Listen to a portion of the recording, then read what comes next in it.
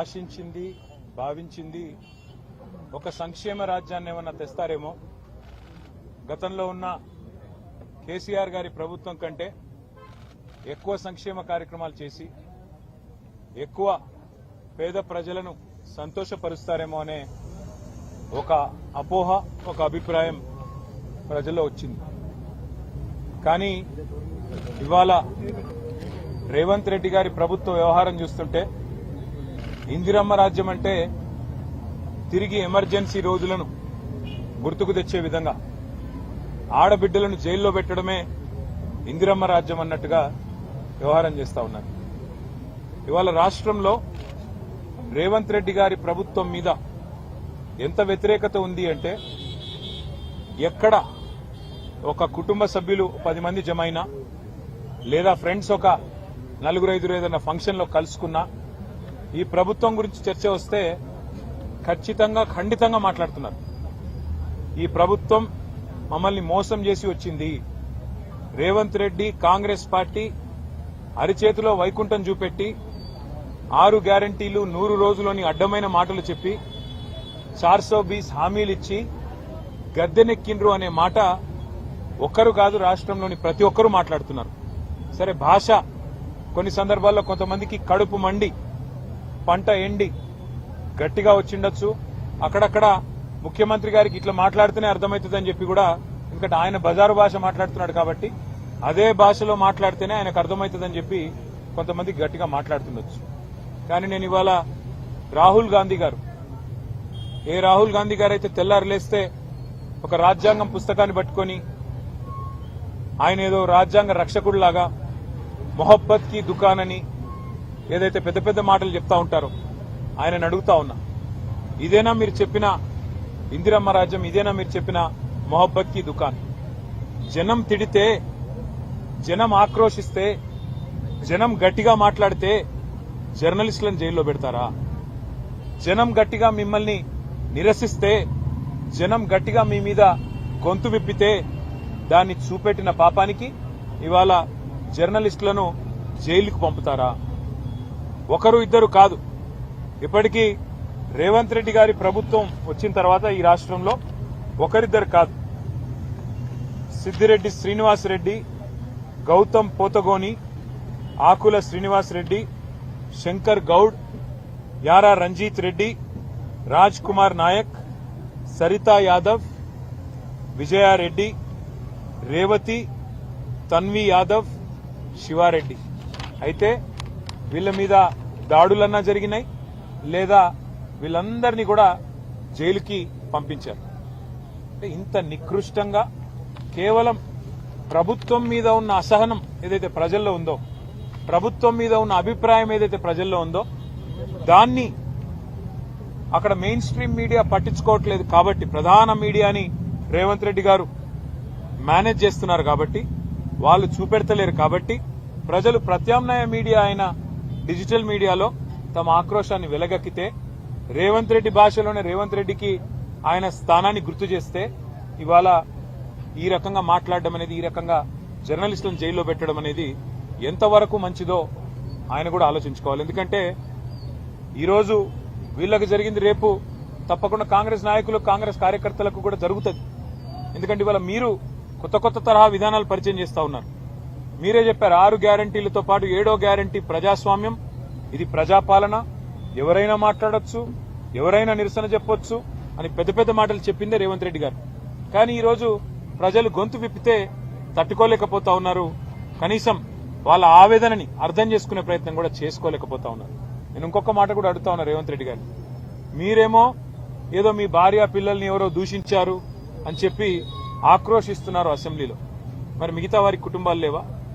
వేరే నాయకులకు కానీ మీరు దూషించినప్పుడు, మీరు అడ్డగోలుగా మాట్లాడినప్పుడు, మీరు మా పిల్లలతో సహా, మైనర్ పిల్లలతో సహా అందరి మీద నీచాతి నీచంగా మాట్లాడినప్పుడు, అసభ్యంగా అక్రమ సంబంధాలు అంటగట్టినప్పుడు, నికృష్టంగా మాట్లాడినప్పుడు ఆ రోజు మాకు కుటుంబాలుంటాయనే సోయి లేదా? ఈ రకంగా నువ్వు మాట్లాడితేనేమో మంచిది, ఇంకొకరు మాట్లాడితే మంచిది కాదా? అందుకే నేను రేవంత్ రెడ్డికి చెప్పేది, ఇకనైనా బుద్ధి తెచ్చుకో, ఇకనైనా సిగ్గు తెచ్చుకో. ఇప్పుడే మేమిద్దరు జర్నలిస్టులను కూడా కలిసినాం. పెద్దలు శ్రీమతి సబితా ఇంద్రారెడ్డి గారు, పెద్దలు శ్రీమతి సునీత లక్ష్మారెడ్డి గారు, అదేవిధంగా గౌరవ ఎమ్మెల్సీలు నవీన్ కుమార్ రెడ్డి గారు, డాక్టర్ శ్రవణ్ దాసోజ్ గారు, అదేవిధంగా మా నాయకులందరం మరి ఈరోజు వారికి సంఘీభావం చెప్పడానికి, వారికి ధైర్యం చెప్పడానికి, మీరు జనం ఆవేదనని ప్రజల ముందు ఆవిష్కరిస్తే, రాష్ట్రం ముందు ఆవిష్కరిస్తే మీ మీద అక్రమ కేసు పెట్టారు తప్ప మీరు చేసిన తప్పేమీ లేదు అని వారికి ధైర్యం చెప్పడానికి వారి కుటుంబ సభ్యులను కూడా కలిసినాం. వారికి ధైర్యం చెప్పాం. తప్పకుండా వారి తరపున న్యాయ పోరాటం చేస్తాం. ఇందులో వెనక్కి తగ్గే ప్రశ్నే లేదు. నువ్వు జైల్లో పెడతాను అంటే భయపడడానికి ఎవడు కూడా ఇక్కడ ఊరికనే ఆకాశంలోంచి ఢిల్లీ నుంచి పేమెంట్ కోటాలో ముఖ్యమంత్రి పదవి తెచ్చుకున్నాడు ఎవడు లేడు.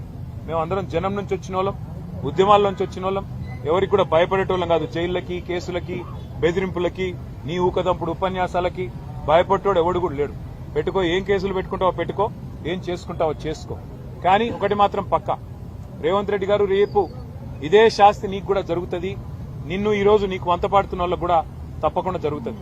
నేను జర్నలిస్టు సోదరులను కూడా అడుగుతా ఉన్నా, సోదరిమణులను కూడా అడుగుతా ఉన్నా. ఇవాళ వాళ్లకు జరిగింది రేపు మీకు కూడా జరగవచ్చు. కేవలం వాళ్ళ తప్పేంది? ఈరోజు జనం తిడుతుంటే, జనం ఆక్రోశిస్తుంటే వారికి ఒక ప్లాట్ఫామ్ ఇవ్వడమే తప్ప, వారి వేదనను రాష్ట్రం ముందు ఆవిష్కరించడం తప్ప, సమాజం ముందు బయట పెట్టడం తప్ప ఏం చేశారండి తప్పు? వాళ్ళకి జైల్లో పెట్టాల్సినంత తప్ప ఏం జరిగింది? అందుకే నేను అనేది, ముఖ్యమంత్రి గారు కుటుంబాలు అందరికీ ఉంటాయి. ముఖ్యమంత్రి గారు గుర్తుపెట్టుకోండి, మీరిచ్చిన హామీలు అమలు చేసేదాకా ఖచ్చితంగా ప్రశ్నిస్తూనే ఉంటాం, ఖచ్చితంగా నిలదీస్తూనే ఉంటాం. ఖచ్చితంగా ఫోర్త్ ఎస్టేట్ అయిన మన జర్నలిస్ట్ సోదరులు కూడా, పత్రికా ప్రపంచం, డిజిటల్ మీడియా ప్రపంచం కూడా మిమ్మల్ని, మీ ప్రభుత్వాన్ని, మీరిచ్చిన వాగ్దానాలు అమలు చేసేదాకా ప్రజలు నిలదీస్తూనే ఉంటారు.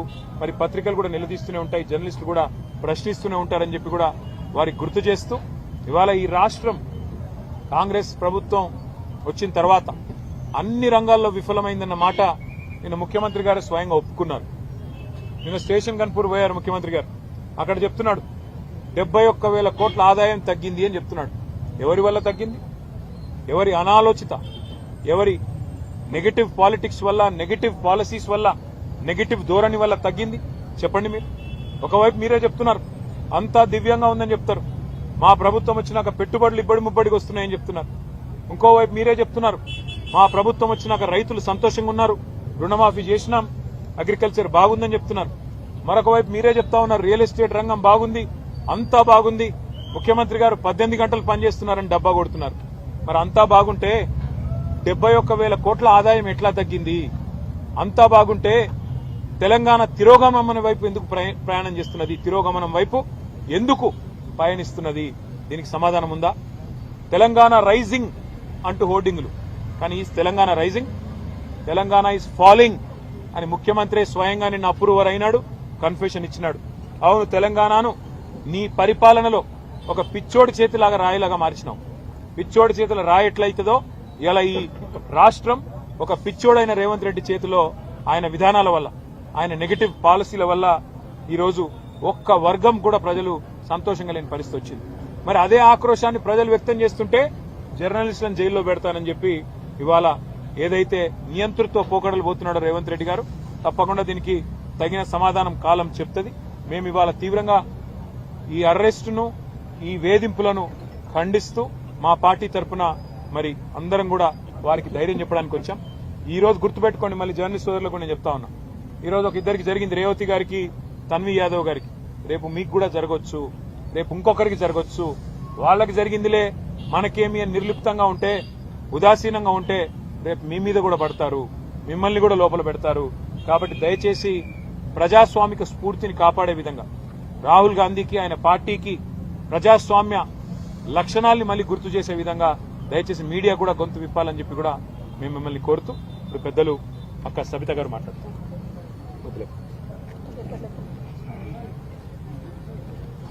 ఈరోజు రేవతి గారిని, తన్వి యాదవ్ గారిని చూడడానికి ఇక్కడికి రావడం జరిగింది. నిజంగా వాళ్ళని చూసిన తర్వాత అనిపిస్తుంది, ప్రజల గొంతుక వినిపిస్తున్న వాళ్ళు చెయ్యని తప్పుకి శిక్ష అనుభవిస్తున్నారనే ఫీలింగ్ తో వాళ్ళు బాధపడుతుంటే నిజంగా బాధ అనిపిస్తా ఉంది. ఈ సంఘటన ఖండిస్తా ఉన్నాం. ఇది ఒకటే కాదు, గతంలో కూడా ఇద్దరు మహిళా జర్నలిస్టులని రైతులకు రుణమాఫీ కాలేదు అని అడగడానికి వెళ్ళినప్పుడు ఆ అసహనాన్ని కప్పిపుచ్చుకోవడానికి విజయారెడ్డి, అదేవిధంగా సరిత యాదవ్, వాళ్ళిద్దరిని మహిళా జర్నలిస్టులను కూడా ఆ రోజు కూడా కేసు పెట్టి వేధించడం. ఆ విధంగా చూస్తా ఉంటే ఈ 15 నెలల లోపల దాదాపు 11 మంది పైన ఏదో ఒక రకంగా కేసులు పెట్టడము, జైలు పంపించడం అనేది ఈరోజు పరాపాటిగా మారింది ఈ తెలంగాణ రాష్ట్రంలో. రేవంత్ రెడ్డి గారు ఏదైతే 6 గ్యారెంటీలు ఎట్లా అటకెక్కించిండ్రు, 7వ గ్యారెంటీ కూడా ఎన్నికలప్పుడు 7వ గ్యారెంటీ ఏదైతే ఇచ్చిండో దాన్ని కూడా తుంగలో దొక్కినట్టు ఈరోజు ప్రజాస్వామ్యాన్ని కూని చేసే విధంగా ఈరోజు జర్నలిస్టులను అరెస్ట్ చేస్తూ వాళ్ళ ప్రభుత్వం అసమర్థతను కప్పిపుచ్చుకునే ప్రయత్నాన్ని ఈ విధంగా చేయాలనే ప్రయత్నం చేస్తా ఉన్నారు. ఢిల్లీ లెవెల్లో ఉన్న, దేశం లెవెల్లో ఉన్న వాళ్ళు స్పందిస్తా ఉన్నారు. జర్నలిస్టుల అరెస్టు అసహనానికి, ప్రభుత్వ అసహనానికి నిదర్శనంగా ఈ జర్నలిస్టుల అరెస్టు నిలిచిందని వాళ్ళ ఎంపీ గారు కపిల్ సిబాల్ గారు మొన్న మాట్లాడుతూ చెప్పినారు.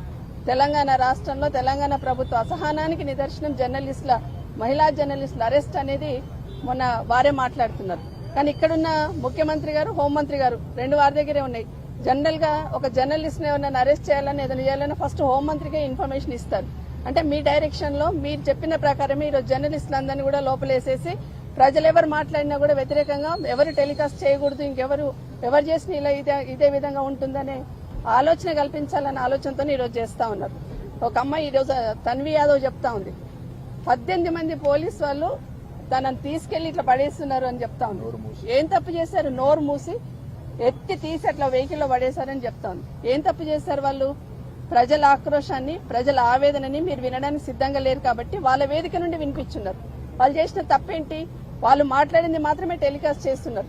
నిజంగా నిజమైన లీడర్ అయితే, ఈ రాష్ట్ర ముఖ్యమంత్రి గారు నిజంగా ప్రజల పక్షాన్ని ఆలోచించినట్టుంటే మీడియాలలో వస్తున్న వార్తలని బేరీజ్ వేసుకుని ప్రక్షాళన చేసుకుంటూ దాన్ని సెట్ చేసుకుంటూ పోవాలా. కానీ ఏ వార్త నెగిటివ్ వచ్చినా కూడా ముందు మీకు శిక్ష ఉంటుంది జర్నలిస్టులకు అనే లెవెల్లో ఏదైతే ఈరోజు ఇందిరమ్మ పాలన అంటే ఇలాగే ఉంటుంది అనే లెవెల్లో ఈ రాష్ట్రంలో ప్రభుత్వాన్ని నడిపిస్తున్న రేవంత్ రెడ్డి గారు ఇప్పటికైనా వీరిని ఖండిస్తూ భవిష్యత్తులో ఇలా జరగకుండా కనీసం ప్రజల ఆవేదన వినిపించే జర్నలిస్టుల వేదిక ఏదైతే ఉందో ఆ ఆవేదన వినిపించే ప్రయత్నం చేస్తుందో అది కూడా వినడానికి సిద్ధంగా లేరని స్పష్టంగా అర్థమవుతుంది.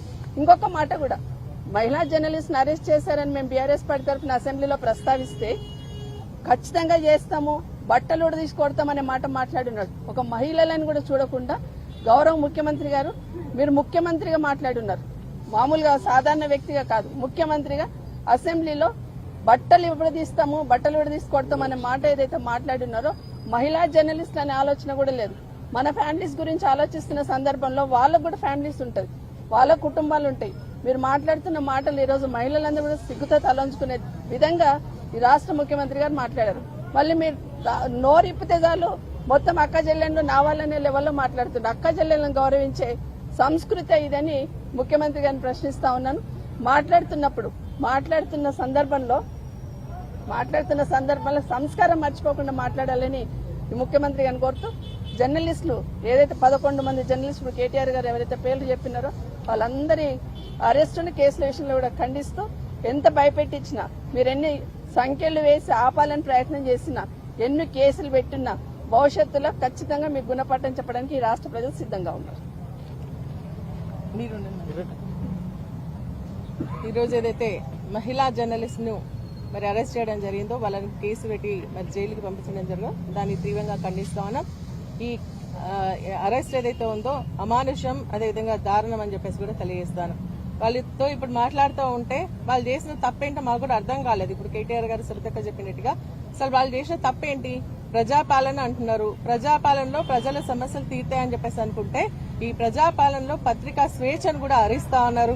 మరీ ముఖ్యంగా మహిళల పైన మరి నీ యొక్క అరాచక మీద అని చెప్పేసి అడుగుతా ఉన్నాం. ఎందుకంటే వారు చెప్తా ఉన్నారు, మహిళలు మార్నింగ్ ఎర్లీ అవర్స్ లో ఇంటికి వెళ్లి వాళ్ళని ఒక క్రిమినల్స్ ను లేదంటే ఉగ్రవాదులను అరెస్ట్ చేసినట్టుగా మరి దాదాపు ఒక 40 మంది పోలీసులు రేవతి వారి ఇంటికి, అదేవిధంగా తన్వి యాదవ్ దగ్గరికి 18 మంది పోలీసులు, అదే కూడా విమెన్ పోలీస్ సంబంధించి చాలా తక్కువ సంఖ్యలో వెళ్లి వాళ్ళని అరెస్ట్ చేసి మరి కిడ్నాప్ చేసినట్టుగా, అది అరెస్ట్ అన్నారు, దాన్ని కిడ్నాప్ చేసినట్టుగా తీసుకెళ్లి వాళ్ళని అరెస్ట్ చేసి లోపల పారేసిండ్రు. అంటే ఇది పత్రికా స్వేచ్ఛను హరిస్తున్నారా లేదా అని చెప్పేసి నేను అడుగుతా ఉన్నా. ముఖ్యమంత్రి గారు మహిళల్ని గౌరవిస్తామంటున్నారు, ఇంద్రమ్మ అంటారు, తర్వాత సోనియా గాంధీ అంటారు, ప్రియాంక గాంధీ అంటారు. అంటే మహిళలుగా వాళ్ళే మీకు కనిపిస్తున్నారా? రాష్ట్రంలో ఉన్నటువంటి మహిళలు కల్పిస్తలేరా అని చెప్పేసి అడుగుతా ఉన్నాను. మొన్న మరి అదేవిధంగా సరిత గారిని, విజయారెడ్డిని ఏ విధంగా తరిమి కొట్టి వాళ్ళపైన కేసు పెట్టడం జరిగిందో, ఈ రోజు మరి తన్వి గారు అదేవిధంగా రేవతి గారు చేసిన పాపం ఏంటి? ప్రజల్లో ఉన్నటువంటి ఉక్రోషణ ఏదైతే వాళ్ళ ఆక్రోషణ ఏదైతే ఉందో వాళ్ళు చెప్పి దాన్ని టెలికాస్ట్ చేయడం వల్ల మరి వారిపైన కేసులు పెడతారా అని చెప్పేసి అడుగుతాను. దీన్ని తీవ్రంగా ఖండిస్తూ ఇక మీదట మీకే కుటుంబం కాదు అందరికీ కుటుంబం ఉంటుంది. మీ మహిళలు కాదు, రాష్ట్రంలో ఉన్నటువంటి మహిళలందరూ కూడా గౌరవించేటువంటి సంస్కృతి సంస్కారం ముఖ్యమంత్రి గారు ఫస్ట్ నేర్చుకోవాలని చెప్పేసి కూడా ఈ సందర్భంగా తెలియజేస్తూ వారిని మా సంఘీభావం పార్టీ తరఫున వారికి సంఘీభావం తెలియజేస్తూ వారితో పాటు జర్నలిస్టు మేమందరం కూడా అండగా ఉంటామని చెప్పేసి కూడా తెలియజేస్తాను.